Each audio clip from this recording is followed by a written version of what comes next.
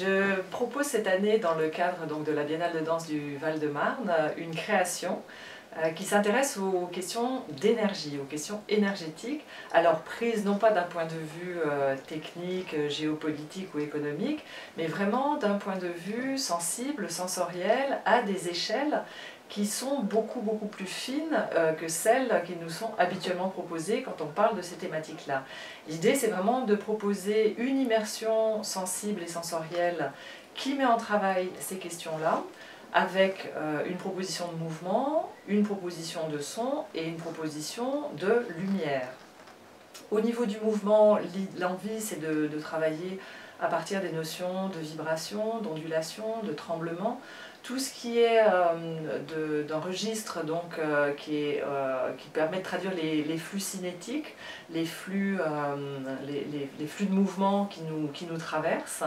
en faisant référence à un travail développé auparavant par d'autres figures de chorégraphes femmes, par exemple Trisha Brown qui a beaucoup travaillé sur la question des flux, Simone Forti sur tout ce qui est du mouvement animal, de locomotion animale, et puis Anna Alprin qui est une chorégraphe qui a beaucoup travaillé sur la question du mouvement quotidien, avec laquelle j'ai également beaucoup travaillé depuis de nombreuses années. Au niveau de la lumière, c'est une éclairagiste qui s'appelle Cathy Olive qui travaillera sur ces questions-là. Et le compositeur s'appelle Francisco Lopez, c'est un compositeur d'origine espagnole qui travaille un peu à travers dans différents sites et qui lui collecte des sons, que ce soit des sons dans des environnements extrêmement sauvages ou des environnements industriels, pour les traduire en composition sonore, en faire de véritables paysages sonores, où la question de l'immersion sonore, de l'écoute, et là aussi la physicalité du son est très présente. Cette proposition, donc on est en pleine recherche, dans la forme qu'elle prendra, il y aura un temps certainement en extérieur, puisque Exposure est conçu pour être présenté sur un site de production d'énergie, dans un lieu donc réel qui produit vraiment une énergie, là pour le coup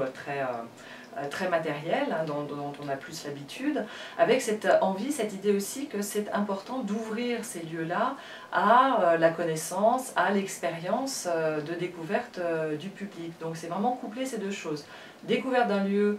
urbain, d'un lieu municipal en l'occurrence de production d'énergie, et amener une perception d'autres types d'énergie qui sont des énergies subtiles, des énergies plus sensibles à travers le mouvement, à travers le son, à travers la lumière, reliés chacun par cette question de la vibration, mais aussi comment est-ce qu'on passe de la notion de chaleur à la notion de vibration de l'air. Ça travaille quand même toujours sur des questions assez archaïques, on pourrait dire. C'est quand même, il y a un travail qui s'intéresse à l'énergie, s'intéresse aussi aux éléments type le feu, l'eau, l'air, la terre, pour arriver à traduire, à rassembler ça et les faire dialoguer ensemble.